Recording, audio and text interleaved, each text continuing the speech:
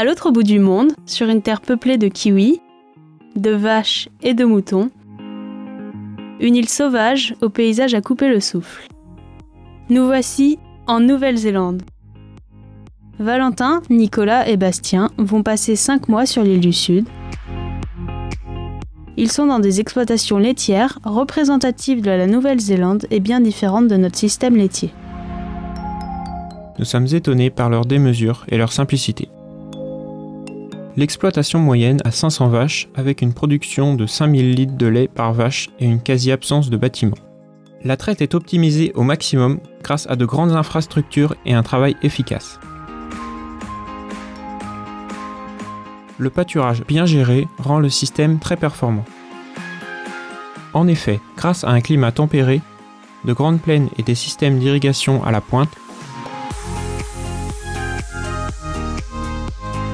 l'herbe a une part très importante dans la ration des animaux de septembre à juin.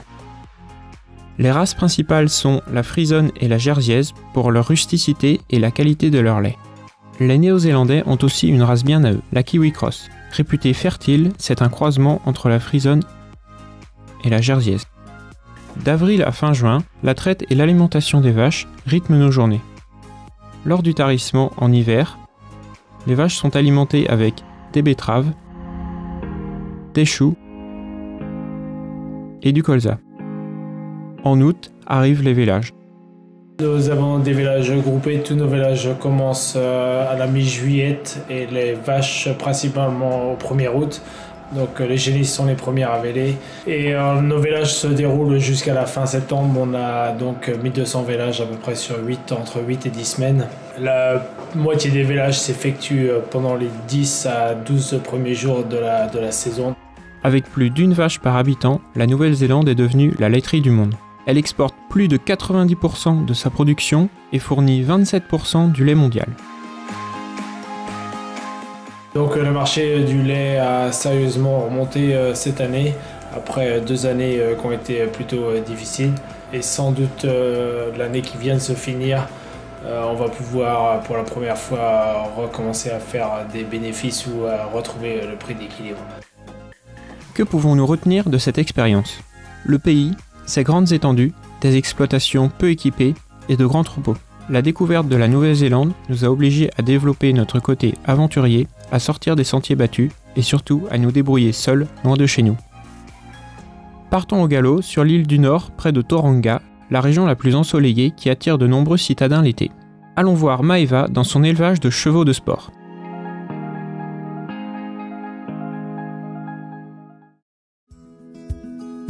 Créé en 2002, Montview Sport Horse est aujourd'hui un élevage de chevaux de complet, dynamique et reconnu.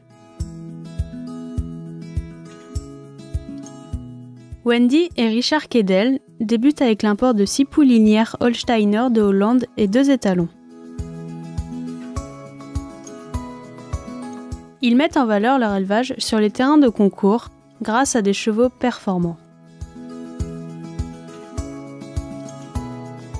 Aujourd'hui, l'élevage est géré par Wendy et 2 salariées allemandes présentes sur la structure depuis 6 ans. Elles participent activement au développement de l'élevage. Les chevaux sont valorisés chez une cavalière professionnelle située à 1 heure de Tauranga. Elle s'occupe du débourrage et du travail des chevaux dans le but de les vendre.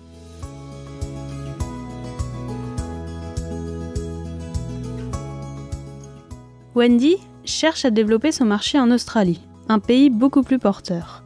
Pour cela, elle travaille en partenariat avec un cavalier australien.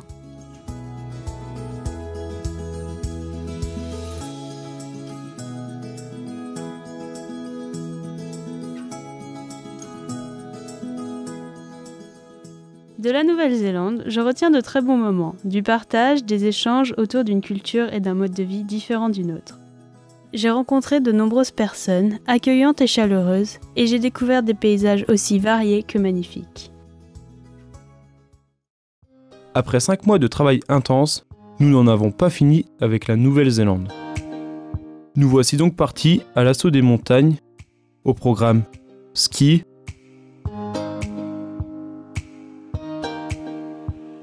rando et saut en parachute.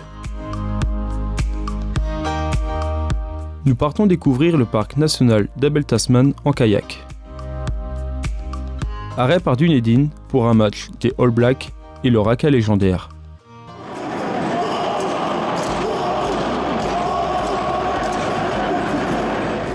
Après tant d'efforts, allons nous reposer auprès des nombreuses cascades croisées au fil de notre voyage. Changement de mélodie à la découverte des chants traditionnels maoris.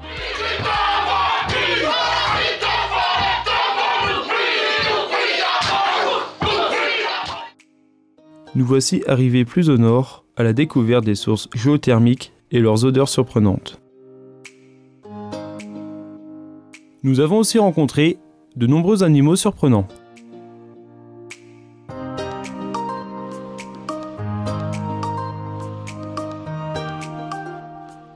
Avant de repartir, dernière descente en ski pour profiter des paysages à couper le souffle.